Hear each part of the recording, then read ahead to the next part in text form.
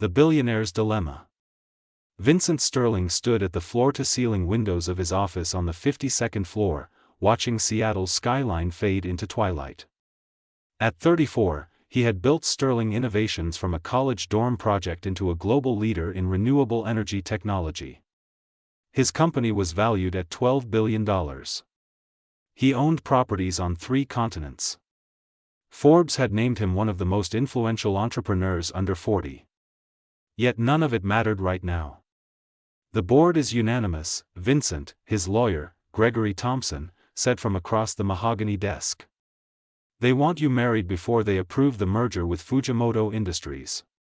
The Japanese investors see your bachelor status as instability.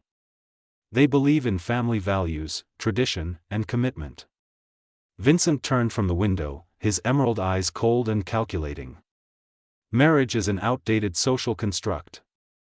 My personal life has no bearing on my ability to run this company. I agree with you, Gregory replied, adjusting his glasses. But Fujimoto Industries is offering $8 billion and access to the Asian market. That is not something we can walk away from. You need this merger to expand your renewable energy grid globally. Vincent paced the length of his office, his mind working through solutions like a computer processing data.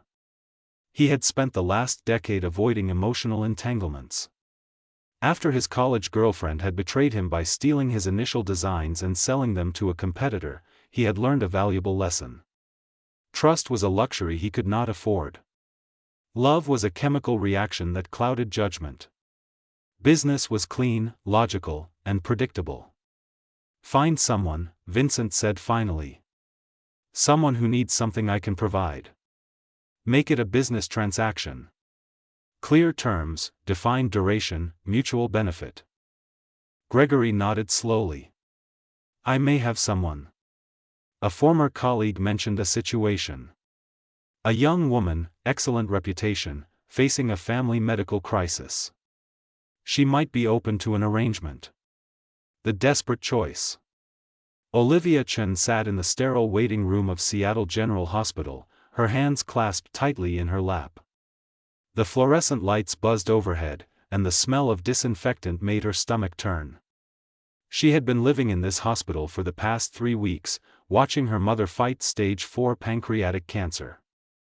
The experimental treatment that could save her mother's life cost $400,000. Insurance covered nothing.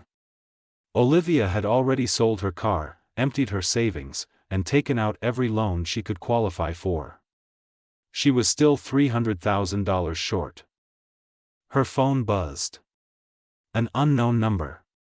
She almost ignored it, but something made her answer. Miss Chen. This is Gregory Thompson from Sterling Legal Associates. I represent Vincent Sterling of Sterling Innovations. I have a proposition that might interest you, given your current circumstances. Olivia's heart hammered. How do you know about my circumstances? Mr. Sterling is very thorough. He needs a wife for business purposes. You need financial resources. He is prepared to offer you $500,000 plus full medical coverage for your mother in exchange for a 3-year marriage contract. All terms would be clearly defined. No emotional expectations. Simply a mutually beneficial arrangement. Olivia closed her eyes. Every instinct screamed that this was wrong. She was a scientist, a woman who had dedicated her life to studying marine ecosystems and protecting ocean life. She believed in authenticity, in genuine connections, in doing things the right way. But her mother was dying. I need to think about it, she whispered. You have 24 hours, Miss Chen. After that, Mr. Sterling will explore other options. The meeting.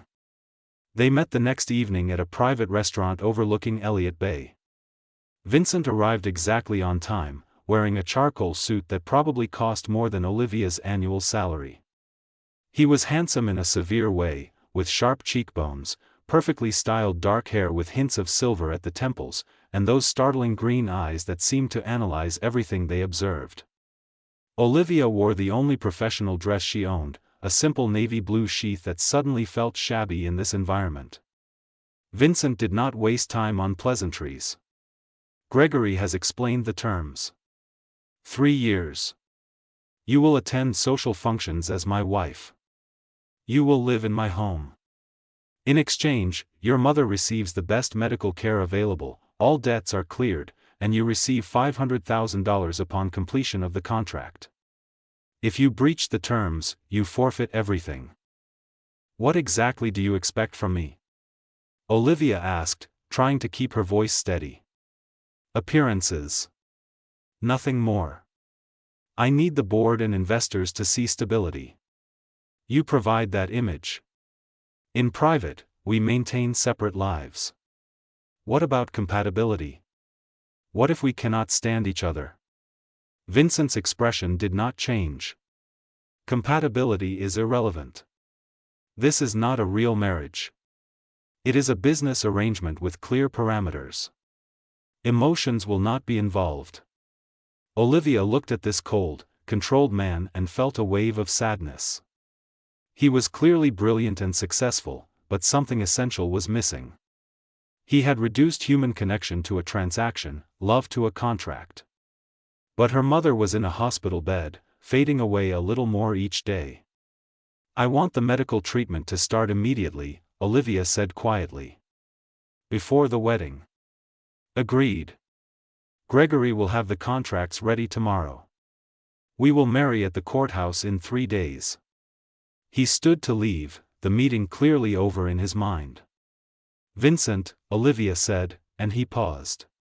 Why me? There must be hundreds of women who would jump at this opportunity. For the first time, something flickered in his eyes. Not warmth, but perhaps recognition. You are a marine biologist. You have published 12 papers on ocean conservation. You volunteer at the aquarium teaching children about protecting sea life.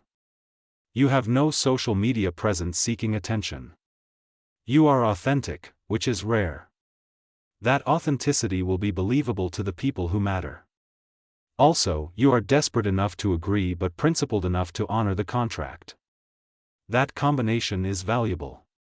He left without another word, leaving Olivia alone with her choice and the crushing weight of what she was about to do. The wedding day. 3 days later, Olivia stood in a courthouse in downtown Seattle wearing a cream-colored dress she had bought at a department store the day before. Her mother, temporarily strengthened by the first round of treatments, sat in a wheelchair, crying softly. Her younger brother, Tommy, stood beside her, his jaw tight with disapproval. Vincent arrived with Gregory and his assistant, a severe woman named Patricia who seemed to communicate primarily through disapproving glances. There were no flowers, no music, no joy. Just signatures on documents that bound her to a stranger for 3 years. The judge pronounced them husband and wife. Vincent did not kiss her. He simply nodded, shook the judge's hand, and guided her toward the waiting car. As they drove through the city toward Vincent's penthouse in the Sterling Tower, Olivia watched her reflection in the window. She barely recognized herself. The woman who had spent her days in wetsuits diving with sea turtles, who had fought to protect coral reefs, who had believed in the power of genuine human connection, had just sold herself into an emotional prison. We are here, Vincent said, his voice breaking through her thoughts. The Sterling Tower was the newest and most exclusive building in Seattle, all glass and steel rising 70 floors above the city. The penthouse occupied the entire top floor. Vincent's home was exactly what she expected. Minimalist furniture in shades of gray and white. No photos, no personal items, no warmth. Everything was controlled by an artificial intelligence system called Sterling Home that adjusted lighting, temperature, and even played music based on algorithms. Your bedroom is there, Vincent said, pointing down a hallway. Mine is on the opposite side. The middle room is a shared office space. Use whatever you need. Patricia will provide you with a credit card for expenses. I have meetings scheduled for the next week, so I will be at the office most of the time. Vincent, Olivia said softly. This is our wedding night. He looked at her as if she had spoken a foreign language. The wedding night is a social tradition without logical basis. We are both adults who understand the nature of this arrangement. There is no need to pretend otherwise. Something broke inside Olivia at those words. Not her resolve, but perhaps the last remnant of hope that this might somehow become real. "I see," she said quietly. Vincent hesitated for a moment, and she thought she saw something flicker across his face. Doubt, perhaps, or regret. But then the mask returned. "Good night, Olivia. I have an early meeting." He disappeared into his bedroom, leaving her alone in the beautiful, empty penthouse with a ring on her finger and ice in her heart. Finding her way. The first month of marriage felt like living in a museum. Olivia walked through the Sterling Tower penthouse carefully, afraid to disturb the perfect order Vincent had established. Everything had its place. Everything followed a schedule. Sterling Home announced each adjustment with mechanical precision, creating an environment that felt controlled but lifeless. Olivia refused to disappear into the sterile landscape. She started small, bringing life into the space one piece at a time. She placed a small succulent on the kitchen counter. The next day, she added a photograph of the ocean at sunset to her bedroom. Then books, her research journals, a throw blanket in deep blue that reminded her of the sea. Vincent noticed but said nothing. He would arrive home late, glance at the new additions, and continue to his office without comment. They existed in the same space but lived separate lives, passing each other like strangers in an airport. But Olivia needed more than survival. She needed purpose. Her mother's treatments were progressing well, giving Olivia the emotional space to think beyond the immediate crisis. She found the Ocean Conservation Center in the Fremont neighborhood, a small nonprofit dedicated to marine education and environmental protection. They needed volunteers for their youth programs. Twice a week, Olivia took the bus across the city to teach children about marine biology. She used Vincent's credit card to buy supplies the center could never afford: quality microscopes, preserved specimens, books filled with colorful images of coral reefs and deep-sea creatures. The children called her Mrs. Sterling, though the name still felt foreign on her tongue. Teaching reminded her of who she was beneath the contract and the marriage that was not really a marriage. When a shy 10-year-old boy named Joshua showed her his drawing of an octopus, his eyes shining with pride, she remembered why she had chosen marine biology in the first place. Science was about wonder, about connection to the natural world, about understanding the delicate balance of life. She never mentioned the volunteer work to Vincent. She assumed he would not care about how she spent her time, as long as she appeared at his side when required. She was wrong. The silent observer. Vincent told himself he was simply monitoring expenses. That was his responsibility as her financial provider under the contract. The credit card purchases appeared in his daily reports: art supplies, microscopes, marine biology textbooks, laboratory equipment. Then Patricia mentioned that Mrs. Sterling was taking public transportation to a community center in Fremont. His security protocols tracked her movements automatically. He told himself it was standard procedure, nothing more. But he found himself reviewing the data more frequently than necessary. He noticed patterns. Tuesday and Thursday afternoons. Always the Ocean Conservation Center. Always carrying bags of supplies. The center had exterior security cameras with publicly accessible feeds for safety monitoring.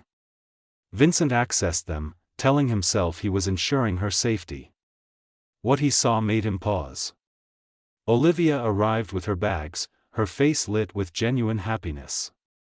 She knelt beside children, her hands moving expressively as she explained concepts. She laughed freely, that sound carrying through the camera's audio feed. She encouraged a hesitant girl to touch a starfish in the touch tank. She high-fived a boy who correctly identified a sea anemone. She was completely different from the quiet, careful woman who moved through his penthouse like a ghost. Here, she was vibrant, passionate, fully alive. Vincent watched longer than he intended.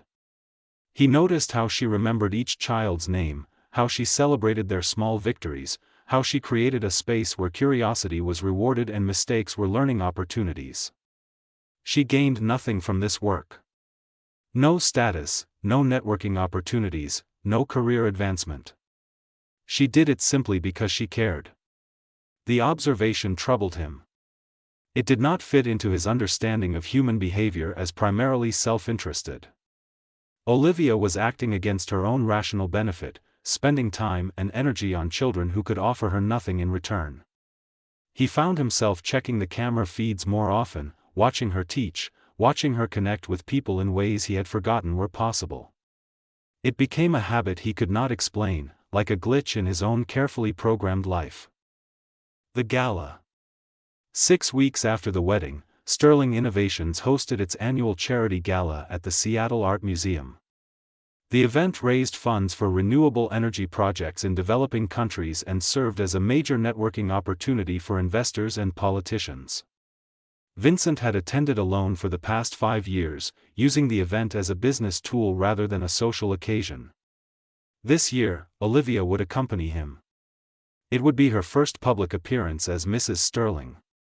Patricia arrived at the penthouse that afternoon with a team of stylists. Olivia emerged 3 hours later wearing a deep emerald gown that brought out the warmth in her dark eyes. Her black hair was styled in an elegant updo, and minimal jewelry completed the look. She looked like she belonged in Vincent's world, even though he knew she would rather be anywhere else. "You look appropriate," Vincent said, which was the closest he came to a compliment. Olivia met his eyes in the mirror. "Thank you. You look very handsome." Something in her sincerity made him uncomfortable. He nodded and turned away, checking his phone for messages that did not exist. The gala was held in the museum's grand hall, surrounded by contemporary art and the glittering elite of Seattle society. Vincent moved through the crowd with practiced ease, introducing Olivia to investors, board members, and politicians. She played her role perfectly, smiling politely, making appropriate small talk, never straying from his side. But Vincent noticed something unexpected. While he discussed quarterly projections and market expansion, Olivia asked questions. Real questions. She asked the wife of a Japanese investor about her family. She discussed ocean conservation with a senator who mentioned a beach vacation. She made genuine connections while he made business deals. Halfway through the evening, Vincent lost sight of her. He found Olivia surrounded by a group that included his chief technology officer, 2 board members, and several of their spouses. She was talking about coral reef restoration, her face animated with passion. "The symbiotic relationship between coral polyps and zooxanthellae algae is fascinating," she was saying. "When ocean temperatures rise, the coral expels the algae, causing bleaching. But new research shows some coral species are adapting faster than we expected. There is hope if we can slow climate change and give the ecosystems time to adjust." The chief technology officer, David Park, was listening intently. Could this adaptation be accelerated artificially? Using genetic modification or selective breeding? "That is the question," Olivia replied, her eyes lighting up. "Some researchers are exploring coral nurseries where we cultivate heat-resistant species. It is controversial because we are essentially choosing which genetic lines survive, but the alternative might be losing entire reef ecosystems." Vincent stood back, watching. This was not the script. Olivia was supposed to smile politely and deflect to him for substantive conversations. Instead, she was holding her own, discussing complex science with people who respected expertise. David caught Vincent's eye and grinned. "Your wife is brilliant, Vincent. Why did you not tell us she is a published marine biologist? We should talk about potential partnerships between Sterling Innovations and ocean conservation efforts. Renewable energy and environmental protection are natural allies." Vincent had no response. He had read Olivia's file, knew her credentials, but had dismissed her work as irrelevant to his world. Now he saw his mistake. She was not playing a role. She was being exactly who she had always been, and people responded to that authenticity. The unexpected moment. Later that night, after the gala ended and they returned to the penthouse, Vincent found himself unable to sleep. He sat in his office, staring at financial reports without really seeing them. His mind kept replaying the evening, particularly the moment when Senator Mitchell had asked about his marriage. "You seem different tonight, Sterling," the senator had said. More grounded somehow. Vincent had deflected the comment, but now he considered it. Did he seem different? Or did Olivia's presence simply create an illusion of warmth that served his purposes? A soft knock interrupted his thoughts. Olivia stood in the doorway, still wearing the emerald gown though she had removed her shoes. She held 2 cups of tea. "I saw your light on," she said quietly. "I thought you might want some chamomile. It helps me wind down after stressful events." "I do not find events stressful," Vincent replied automatically. "They are simply business opportunities." Olivia smiled sadly and set 1 cup on his desk. "Of course. Well, it is here if you want it. Good night, Vincent." She turned to leave, but Vincent found himself speaking before he could stop himself. "You did well tonight." David was impressed. "Several people asked for your contact information regarding conservation partnerships." Olivia turned back, surprise evident on her face. "I hope that is acceptable. I know I was supposed to simply stand beside you and smile, but when David asked about my work, I could not help responding honestly." "Why do you do it?" Vincent asked. The question had been building all evening. The volunteer work, the passion for ocean conservation. There is no financial benefit. No career advancement. You could spend your time shopping or attending spa appointments like most people in your position. Olivia walked back into the office and sat in the chair across from his desk. She looked at him with those dark, perceptive eyes that seemed to see more than he wanted to reveal. "Do you really want to know, or are you simply making conversation?" she asked. "I want to know." She was quiet for a moment, choosing her words carefully. "When I was 8 years old, my father took me to the aquarium. We stood in front of the jellyfish exhibit, and I watched them move through the water like living poetry. My father told me that these creatures had existed for over 500 million years, that they had survived every mass extinction event, that they were older than dinosaurs.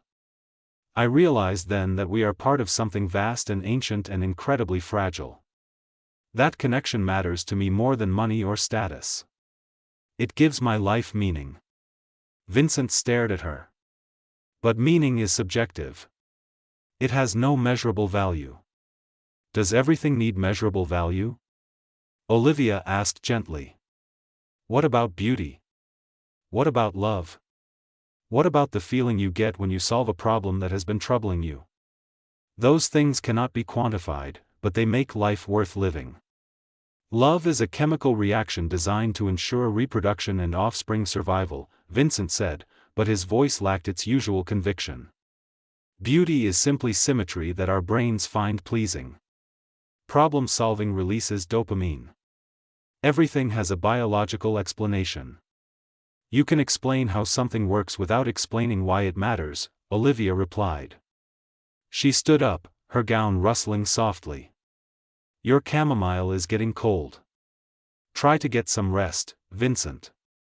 Even machines need maintenance." She left, and Vincent sat alone with his tea and his thoughts. He looked around his office at the awards on the walls, the patents, the framed articles from Forbes and Fortune. He had built an empire on logic and data. He had eliminated emotion from his decision-making process. He had reduced life to algorithms and quarterly projections. But sitting in his perfectly controlled environment, drinking tea that Olivia had made for him, Vincent felt something he had not experienced in years. Not happiness, exactly, but perhaps its shadow. A hint that there might be more to existence than profit margins and efficiency metrics. The feeling disturbed him more than he wanted to admit. He had spent a decade building walls to protect himself from the chaos of human emotion. Now Olivia was finding cracks in those walls, not through dramatic gestures but through small, genuine acts of kindness that he had no defense against. He drank the tea. It was perfect. The turning point. 3 days later, Olivia did not come home from the conservation center. Vincent noticed at 7 when Sterling home reported her absence from its expected patterns. By 8, concern had become alarm. By 9, he was calling her phone repeatedly. Patricia finally tracked her to Seattle General Hospital. Olivia had collapsed at the center and was admitted with a severe case of pneumonia, likely caught from her weakened immune system after months of stress. Vincent arrived at the hospital to find Tommy, Olivia's brother, pacing in the waiting room. "Where were you?" Tommy demanded. "She has been killing herself trying to be perfect for you, trying to save our mother, trying to keep everyone happy. She has not slept properly in months. And you could not even notice she was sick?" The accusation hit harder than it should have. Vincent had noticed Olivia looked tired. He had seen her rubbing her temples as if fighting headaches. He had heard her coughing. But he had assumed it was none of his business. They had a contract, not a real relationship. Her health was her responsibility. Except now she was in a hospital bed because she had pushed herself too hard trying to fulfill obligations on all sides, including the ones he had forced upon her. "Can I see her?" Vincent asked quietly. Tommy looked at him with barely contained anger. "Room 412. But if you hurt her more than you already have, contract or no contract, you will answer to me." Vincent found Olivia asleep in the hospital bed, and 4 in her arm, oxygen tubes in her nose. She looked small and vulnerable, so different from the confident woman who had captivated his colleagues at the gala. Her mother sat beside the bed, holding her daughter's hand. Mrs. Chen looked up at Vincent with eyes full of knowledge and sadness. "She married you to save me. Did you know that? She gave up everything she wanted, her freedom, her chance at real love, to save her dying mother. And what have you given her in return? A cold home and a colder heart." The words cut through every defense Vincent had built. He had told himself this was a fair transaction, a mutually beneficial arrangement. But standing in this hospital room, watching Olivia fight for breath, he saw the truth. She had sacrificed everything. He had sacrificed nothing. "I will do better," Vincent said, though he was not sure Mrs. Chen believed him. He was not sure he believed himself. But as he sat in the uncomfortable hospital chair, watching Olivia sleep, Vincent realized something had changed. The contract that had seemed so clean and logical now felt like a prison of his own making. He had reduced a human being to a transaction, and she had responded with grace, kindness, and a generosity of spirit that he did not deserve. Somewhere in the past 6 weeks, Olivia had stopped being a line item in a contract. She had become real. And Vincent had no idea what to do with that realization. The vigil. Vincent did not leave the hospital for 3 days. He cancelled meetings, ignored calls from the board, and let Patricia handle the crisis of his sudden absence from Sterling Innovations. For the first time in his adult life, something mattered more than the company he had built. He sat beside Olivia's bed, watching monitors track her vital signs, listening to the rhythmic beep of machines that measured her heartbeat. The doctor said she would recover, but the pneumonia had been severe. Her body had been running on empty for months, stress and exhaustion leaving her vulnerable to infection. Tommy brought him coffee on the second morning, though the gesture seemed reluctant. "The nurses say you have not moved since yesterday afternoon." "I am staying until she wakes up properly," Vincent replied, his voice rough from lack of sleep. Tommy studied him with open suspicion. "Why? You have what you needed from her. The board saw you married and stable. The merger went through last week. You could walk away now and she would still get paid according to your contract. This is not about the contract anymore." "Then what is it about?" Vincent looked at Olivia's sleeping face, her dark hair spread across the white pillow. I am not sure yet. But I know that I need to be here when she wakes up. Tommy was quiet for a long moment. She talks about you sometimes, when she visits our mother. She never complains about the arrangement, never says anything negative. But I can see it in her eyes. She is lonely in that glass tower of yours. She married you to save our family, and she is dying inside that beautiful prison you built for her. The words struck deep because they were true. Vincent had provided everything the contract promised: money, medical care, security. But he had given her nothing that actually mattered. No warmth, no companionship, no recognition of her humanity beyond her utility to his plans. I want to change that, Vincent said quietly. I do not know how yet, but I want to try. Tommy set down the coffee and turned to leave, then paused at the door. My sister has the biggest heart of anyone I have ever known. She sees the best in people, even when they do not deserve it. Do not make her regret that. Awakening, Olivia woke late that afternoon, her eyes fluttering open to find Vincent asleep in the chair beside her bed. His expensive suit was wrinkled, his usually perfect hair disheveled, stubble darkening his jaw. He looked exhausted and oddly vulnerable, so different from the controlled man who had married her in that courthouse. Vincent? Her voice came out as a hoarse whisper. He jerked awake immediately, his green eyes focusing on her with an intensity that made her breath catch.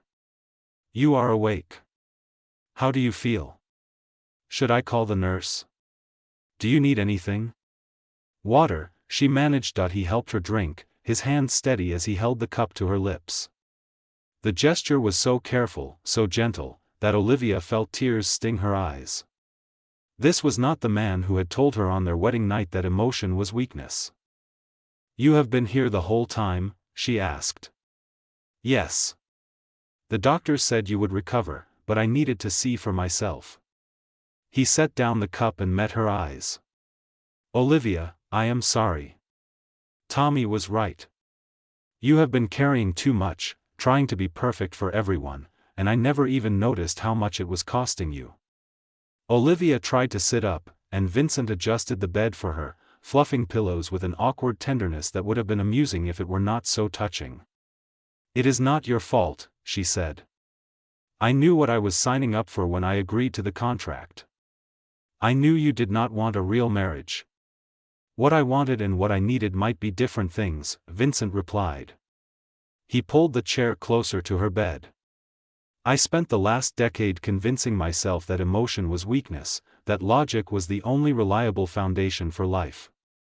But watching you these past weeks, seeing how you connect with people, how you bring life into spaces that were dead before you arrived, I am starting to think I was wrong. Vincent Sterling admitting he was wrong? Olivia smiled weakly.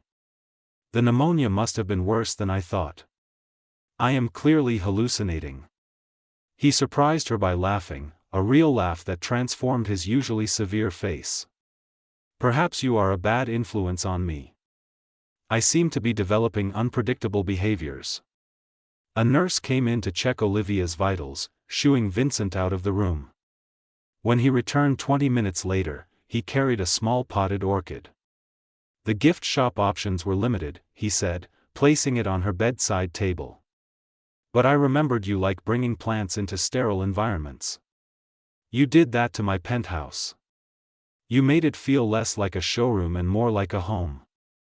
Olivia touched the delicate purple petals. I did not think you noticed. I notice everything about you, Olivia. I have been watching you for weeks, though I told myself it was just security monitoring. I saw you at the conservation center, teaching those children, making them excited about science. I saw how you transformed my colleagues at the gala from business contacts into actual human beings. I saw how you try to create connection and meaning everywhere you go. And I realized something terrifying. What? Vincent took her hand, his touch warm and solid. I realized that my carefully controlled life was not actually living. It was just existing. You showed me the difference, and now I cannot go back to pretending that contracts and data are enough. The crisis. Olivia was released from the hospital 4 days later with strict instructions to rest. Vincent brought her home to the penthouse, which had been transformed in her absence. Fresh flowers filled the living room. The sterile white walls now displayed several of her ocean photographs, professionally framed. Her favorite classical music played softly through the sound system. "Welcome home," Vincent said, and for the first time, the word actually felt true. Over the following week, Vincent worked from home, setting up his office in the shared space so Olivia would not be alone. They fell into an unexpected rhythm. He would work on his laptop while she read on the couch. They ate meals together, simple conversations about her research or his projects. Nothing dramatic, but everything different from the cold distance of their first weeks together. Then the crisis hit. Vincent received an emergency call from David Park at 2 a.m. Sterling Innovation's main server had been hacked. Years of proprietary research, including the breakthrough renewable energy designs that had made the company worth billions, had been stolen and released to the public domain. The stock price plummeted. Board members demanded emergency meetings. Investors threatened lawsuits.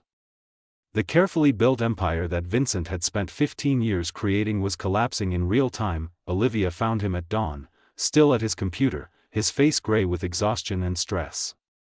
Financial reports covered every surface. His hands shook slightly as he typed. "Vincent, you need to rest." "I cannot rest. The company is dying. Everything I built is falling apart. Someone released all of our patents and research into the public domain. Any competitor can now use our designs. We have no competitive advantage left." His voice cracked. "I am going to lose everything." Olivia knelt beside his chair. "You will not lose everything. You still have your mind, your team, your vision. Patents can be rebuilt. Trust can be restored. The board wants me to step down. They say I have been distracted, that my focus on personal matters has compromised the company's security. They are probably right. I have been spending time watching you instead of monitoring system vulnerabilities. This is my fault." "Do not do that," Olivia said firmly.